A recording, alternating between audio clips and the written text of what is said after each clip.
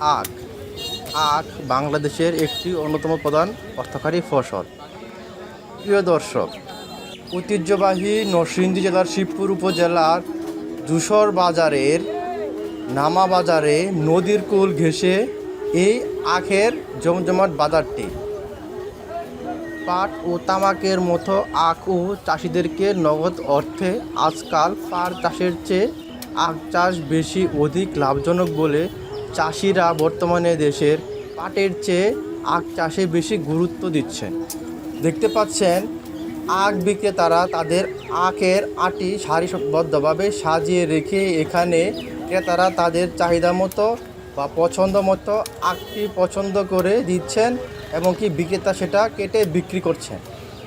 প্রতিটি আখ এই বাজারে খুচরা হিসেবে বিক্রি হচ্ছে 50 টাকা থেকে 120 টাকা পর্যন্ত, তবে দামগুলো সাইজ ভেদে নির্ধারিত।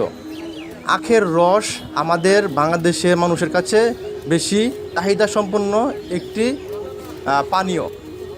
এই আখের রস থেকে চিনিও উৎপন্ন হয়, তবে বাংলাদেশে প্রয়োজনের তুলনায় চিনির উৎপাদন খুবই কম, যার অধিকাংশ চিনির উৎস হচ্ছে এই আখ। অক্টোবর থেকে এপ্রিল, বাংলায় কার্তিক থেকে চৈত্র মাস এই দীর্ঘ সময়ের মধ্যে রোপণ করা হয়, তবে আগাম রোপণই উত্তম, কারণ এই সময়ে রোপণ করলে আখ যথেষ্ট বৃদ্ধি হওয়ার সুযোগ পায়।